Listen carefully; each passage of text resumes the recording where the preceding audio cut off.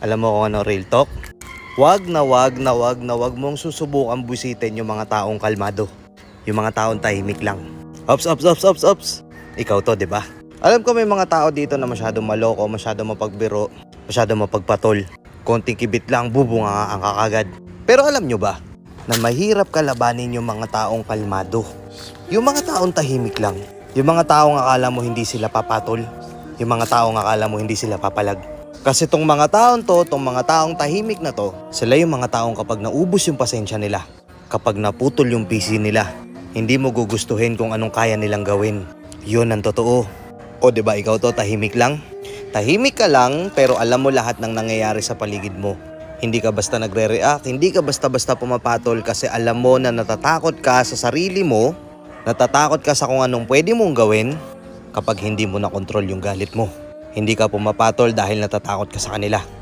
Hindi ka pumapatol dahil natatakot ka sa sarili mo. Totoo, di ba? Napakarami kong taong kakilala dito na sobrang tahimik lang nila pero pag pinikon sila, kapag binwisit nila, kapag pinuno sila, grabe, nakakatakot magalit. Yung tipong pag sumama yung loob nila halos habang buhay na. Na oo, patatawarin ka nila sa kalokohang ginawa mo sa kanila pero hindi nila yun makakalimutan habang buhay. Sila yung mga tipo ng tao na mababait. Sobrang haba ng pasensya. Nakakala mo hindi marunong magalit. Akala natin ganun lang sila. Pero teka lang, baka akala mo lang okay pa rin pero namumuro ka na pala. Baka akala mo wala lang sa kanya yun pero nabibwisit na pala talaga. Napakaraming tao mga nanonood dito na kagaya ng tinutukoy ko. Kagaya na itong nanonood na to. Alam ko may ganito kang klaseng pagkatao. Pero alam mo, nakakabilib yung ganyang ugali. Dahil nga marunong kang kumontrol, dahil nga mahaba yung pasensya mo, ikaw yung tipo ng tao na alam mo na mas angat ka sa kanya mag-isip. Hindi ka pumapatol sa kanila kasi alam mo sa sarili mo na hindi ka nila kalibel. Totoo, di ba? Hindi ka pumapatol sa mga mahihinang uri. Itong mga taon to, yung mga matatalino. Kaya kung may mga tao, mayroong mga kaibigan na lagi mong binibwisit tapos di ka pinapatulan na akala mo okay lang yun, mag-isip-isip ka. Kasi baka hindi mo alam kung anong kaya nilang gawin kapag napuno sila. Binabalaan lang kita. Paalala lang to.